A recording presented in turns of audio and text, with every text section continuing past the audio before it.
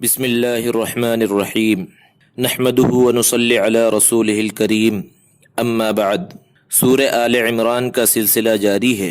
اس صورت میں اللہ رب العزت نے انفاق فی سبیل اللہ کی اہمیت، عظمت اور فضیلت کو بیان فرمایا ہے۔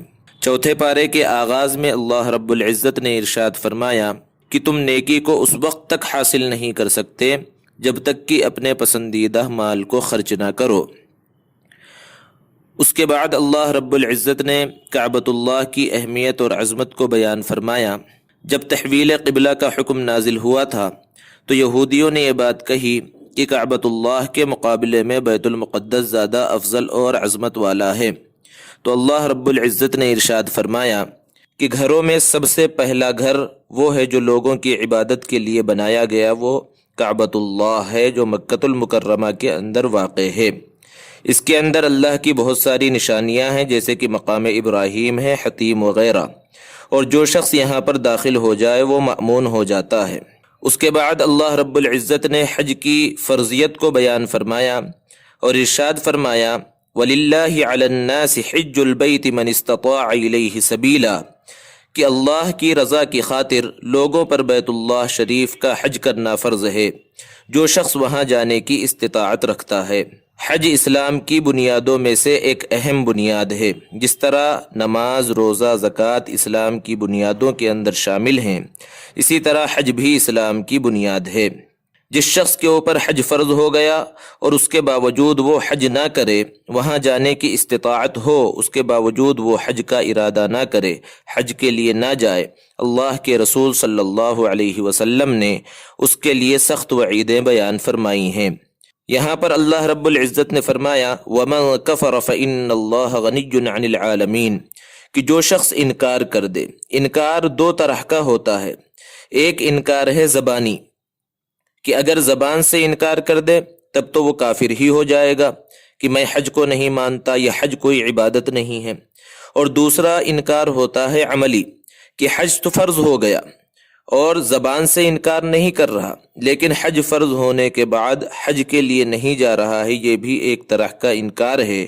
اللہ رب العزت نے فرمایا کہ اللہ دنیا والوں سے بے نیاز ہے۔ اس کے بعد اللہ رب العزت نے تقوی کا حکم دیا اور ارشاد فرمایا یا ایھا الذین آمنوا اتقوا اللہ حق تقاتہ، کہ اے ایمان والو اللہ سے اس طرح ڈرو جیسا کہ ڈرنے کا حق ہے۔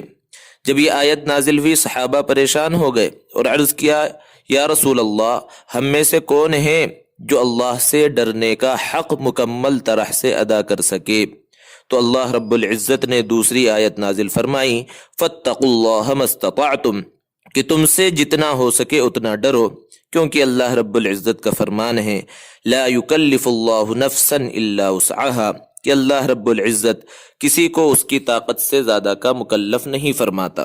اس کے بعد اللہ رب العزت نے اتحاد کی اہمیت کو بیان فرمایا اور ارشاد فرمایا وَاعْتَصِمُوا بِحَبْلِ اللَّهِ جَمِيعًا، اللہ کی رسی کو مضبوطی سے پکڑ لو، وَلَا تَفَرَّقُوا، آپس میں اختلاف اور تفرقہ بازی مت کرو۔ یہاں اللہ رب العزت نے صحابہ میں سے انصار کو اپنی نعمت یاد دلائی۔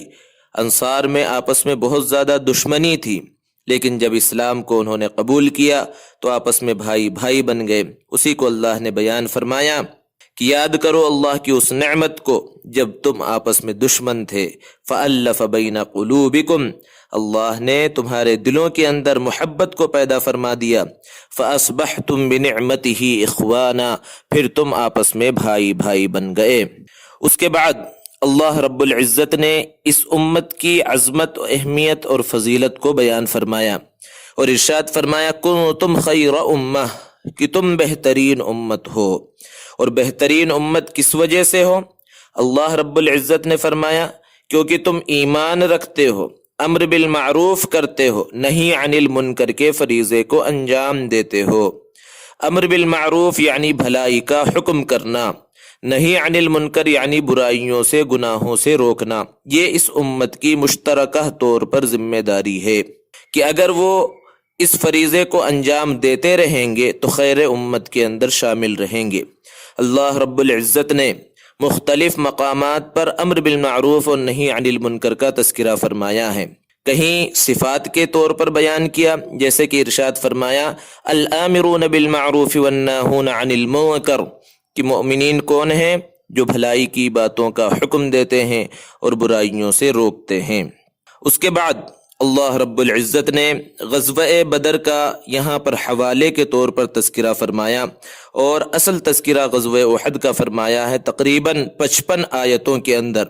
غزوہ بدر سب سے پہلا غزوہ تھا جس میں مسلمانوں کو بہت ہی زبردست فتح حاصل ہوئی، اور اس غزوے میں تھوڑی سی تعداد نے کفار کے ایک بڑے لشکر کو شکست دیا، اور اس کے اندر فرشتے بھی نازل ہوئے تھے جس کا تذکرہ یہاں پر اللہ رب العزت نے فرمایا ہے۔ اس کے 1 سال کے بعد غزوہ احد ہوا۔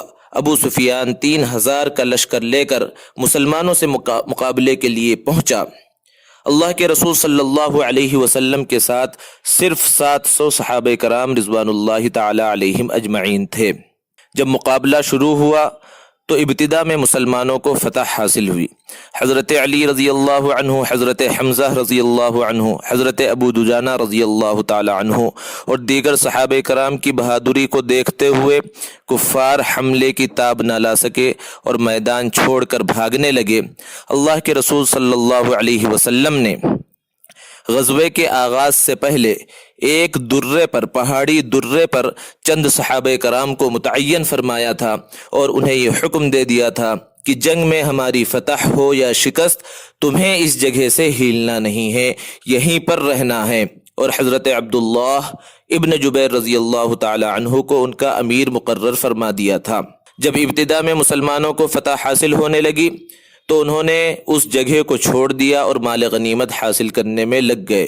حضرت خالد بن ولید رضی اللہ تعالی عنہ جو اس وقت تک مسلمان نہیں ہوئے تھے، کافروں کے لشکر میں شامل تھے، انہوں نے اس پہاڑی درے کو خالی دیکھا، اس جگہ کو خالی دیکھا تو وہاں سے مسلمانوں کے اوپر حملہ کیا، اور مسلمانوں کی جو جیتی ہوئی جنگ تھی وہ شکست کے اندر تبدیل ہو گئی، اور مسلمان ایسا محسوس ہونے لگا چکی کے 2 پارٹوں کے درمیان پسنے لگے، اور نوبت یہاں تک پہنچی کہ اللہ کے رسول صلی اللہ علیہ وسلم کی شہادت کی افواہ پھیل گئی، اور جب شہادت کی افواہ پھیلی تو کچھ لوگوں کے قدم اکھڑنے لگے۔ اللہ رب العزت نے اسی کے بارے میں ارشاد فرمایا وَمَا مُحَمَّدٌ إِلَّا رَسُولٌ، کہ محمد صلی اللہ علیہ وسلم ایک رسول ہی ہیں، قد خلت من قبلہ الرسل، ان سے پہلے بہت سارے رسول گزر چکے ہیں، اگر وہ شہید ہو جائیں یا دنیا سے پردہ فرما جائیں تو کیا تم اپنی ایڑیوں کے بل واپس لوٹ جاؤ گے؟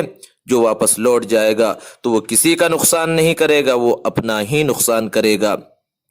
اس غزوے کے اندر 70 صحابہ کرام رضوان اللہ تعالی علیہم اجمعین شہید ہوئے، اور جب 70 صحابہ شہید ہوئے تو صحابہ کی زبان سے یہ الفاظ نکلے انا ھذا، کہ یہ شکست کیسے ہو گئی، ہمارے ساتھی ہم سے کیسے جدا ہو گئے، اتنی بڑی تعداد میں صحابہ کیسے شہید ہو گئے۔ اللہ رب العزت نے فرمایا ھو من عند انفسکم، یہ تمہاری ہی وجہ سے ہوا ہے، تمہارے ہی لوگوں میں سے کچھ لوگوں نے اللہ کے رسول صلی اللہ علیہ وسلم کی حکم کو نہیں مانا، جس کی وجہ سے یہ جیتی ہوئی جنگ شکست کے اندر تبدیل ہو گئی۔ بہرحال صحابہ کرام رضوان اللہ تعالی علیہم اجمعین نے 70 صحابہ کرام کے کفن دفن کا انتظام کیا، اور جو باحیات ہیں صحابہ ان میں سے بھی کوئی ایسا نہیں ہے جو زخموں سے نڈھال نہ ہو، تھکن سے نڈھال نہ ہو۔ خود اللہ کے رسول صلی اللہ علیہ وسلم کو زخم آئے ہیں، اور کفار کا لشکر جو واپس جا چکا ہے، بعد میں ان کے دل میں یہ خیال آیا کہ آج تو اچھا موقع تھا مسلمانوں کا کام تمام کر دیتے، انہوں نے واپس لوٹنے کا ارادہ کیا، اور ادھر اللہ رب العزت کا حکم نازل ہوا کہ ان کا پیچھا کیا جائے، اور اس جنگ کے اندر وہی لوگ شامل ہوں گے جو ابھی کل شامل ہوئے تھے۔ کوئی شخص ایسا نہیں تھا صحابہ میں سے جس نے اپنے زخم کا، اپنی تھکن کا عذر پیش کیا ہو، سب کے سب تیار ہو گئے اور ابھی اپنے ساتھیوں کو دفن کیا ہے، لیکن اللہ کا حکم آ گیا، نبی کا حکم آ گیا، نبی کے حکم کے سامنے سب کچھ نثار، سارے کے سارے صحابہ کفار کا پیچھا کرتے ہوئے مقام حمراء الاسد تک پہنچے، لیکن کفار کے دل میں اللہ رب العزت نے مسلمانوں کے رعب اور دبدبے کو ڈال دیا، وہ واپس نہ آ سکے اور انہوں نے مکۃ المکرمہ کی راہ لی۔ اس کے بعد اللہ رب العزت نے موت کی اٹل حقیقت کو بیان فرمایا، کل نفس ذائقۃ الموت، کہ ہر شخص کو موت کا مزہ چکھنا ہے، اور موت کا مزہ چکھنے کے بعد جب یہ زندگی ختم ہو جائے گی تو ایسا نہیں ہے کہ دوسری کوئی زندگی نہیں، اس کے بعد ایک دوسری زندگی کا آغاز ہوگا۔ اس کے بارے میں اللہ نے فرمایا وَإِنَّمَا تُوَفَّوْنَ أُجُورَكُمْ يَوْمَ الْقِيَامَةِ، تمہارے اعمال کا اس قیامت کے دن تمہیں بدلہ دیا جائے گا۔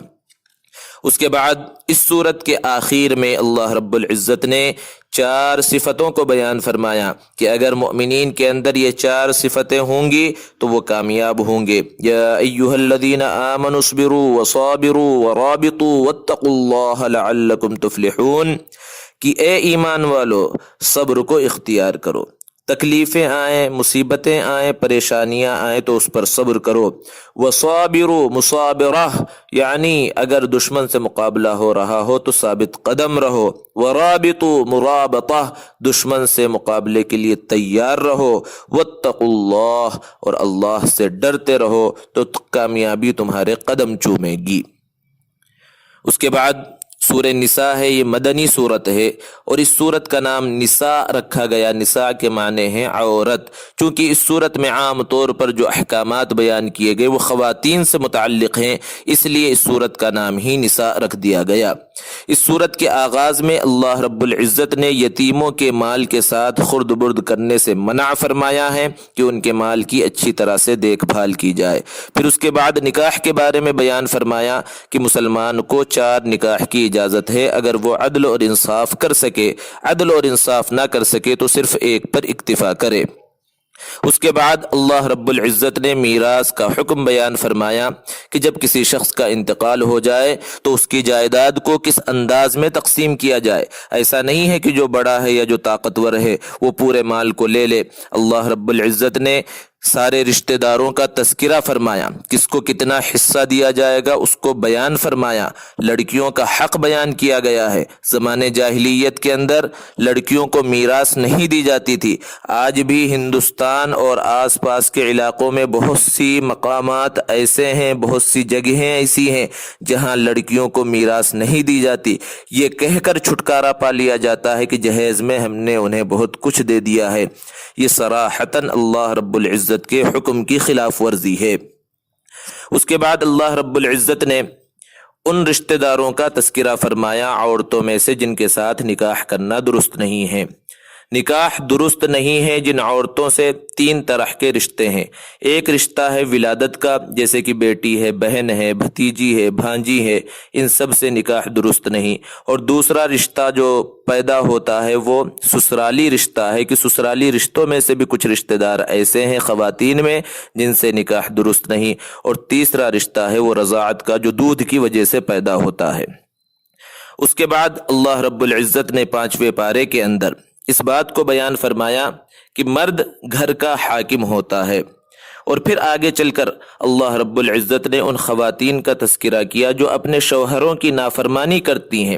میاں بیوی کے درمیان آپس میں اختلافات چل رہے ہوں، عورت نافرمانی کر رہی ہو تو اس وقت یہ حکم نہیں ہے کہ اسے طلاق دے کر الگ کر دو، بلکہ تدریجاً احکامات بیان کیے گئے ہیں کہ سب سے پہلے شوہر اپنی بیوی کو اچھے انداز میں نصیحت کرے، سمجھائے۔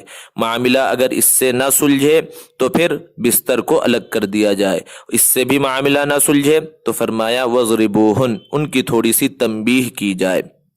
یہاں تک بات اگر صحیح ہو جائے تو معاملہ بہت اچھا ہے، لیکن اگر یہاں تک بھی نہ نباہ ہو سکے تو دونوں خاندان کے لوگ آپس میں بیٹھیں اور دونوں کے درمیان صلح کرانے کی کوشش کریں۔ اللہ رب العزت نے فرمایا کہ اگر وہ سچے دل سے چاہیں گے صلح کرانا تو اللہ رب العزت ان کے درمیان اتفاق کو پیدا فرما دے گا۔ یہ صورتیں ہیں طلاق سے بچانے کے واسطے۔ یہاں تک بھی معاملہ ہو گیا اور پھر بھی نباہ کی کوئی شکل نہیں ہے تو پھر اب اللہ رب العزت نے اختیار دیا ہے مرد کو کہ وہ چاہے تو اپنی بیوی کو طلاق دے دے۔ اس کے بعد اللہ رب العزت نے بیان فرمایا یا ایھا الذین آمنوا اطیعوا اللہ واطیعوا الرسول، کہ اے ایمان والو اللہ کی اطاعت کرو اور رسول صلی اللہ علیہ وسلم کی اطاعت کرو۔ بہت سے لوگ ہیں جو صرف اسی آیت کو لیتے ہیں اور اتنے ٹکڑے کو لیتے ہیں کہ اللہ کی اطاعت کرنا ہے اور رسول کی اطاعت کرنا ہے اور کسی کی اطاعت نہیں کرنا ہے، حالانکہ آگے اللہ نے بیان فرمایا وَأُولِي الْأَمْرِ مِنْكُمْ، کہ ہو سکتا ہے ہماری کم عقلی کم فہمی کی وجہ سے اللہ کا جو حکم ہے، رسول کا جو حکم ہے، وہ آسانی سے ہماری سمجھ میں نہ آئے، تو جو جاننے والے ہیں، علماء ہیں، اہل علم ہیں، ان کی بات کو مانو، ان سے سمجھو کہ اللہ رب العزت اور رسول اکرم صلی اللہ علیہ وسلم کیا کہنا چاہ رہے ہیں۔ پھر آگے اللہ نے بیان فرمایا وَمَن يُطِعِ اللَّهَ وَالرَّسُولَ، کہ جو اللہ اور اس کے رسول کی اطاعت کرے گا، فَأُولَئِكَ مَعَ الَّذِينَ أَنْعَمَ اللَّهُ عَلَيْهِم مِّنَ النَّبِيِّينَ وَالصِّدِّيقِينَ وَالشُّهَدَاءِ وَالصَّالِحِينَ، تو وہ ایسے لوگوں کے اندر شامل ہو جائے گا جن پر اللہ رب العزت نے انعام فرمایا ہے، نبیوں کے اندر، صدیقین میں، شہداء میں اور صالحین کے اندر اس کا شمار ہوگا۔ پھر اس کے بعد اللہ رب العزت نے جہاد کا حکم بیان فرمایا، اور جیسے کہ پہلے بھی گزرا کہ جہاد کا حکم جب بیان کیا جاتا ہے تو کچھ لوگوں کے دلوں کے اندر موت کا خوف پیدا ہوتا ہے۔ اللہ رب العزت نے فرمایا اینما تکونوا یدرککم الموت ولو کنتم فی بروج مشیدہ، تم جہاں کہیں بھی رہو موت تمہیں آ پکڑے گی، چاہے تم مضبوط قلعوں کے اندر بند ہو جاؤ۔ اس کے بعد اللہ رب العزت نے سفارش کا تذکرہ فرمایا، سفارش قیامت میں بھی ہوگی، اور وہاں سب سے اصل سفارش ہوگی ہمارے نبی محمد عربی صلی اللہ علیہ وسلم کی۔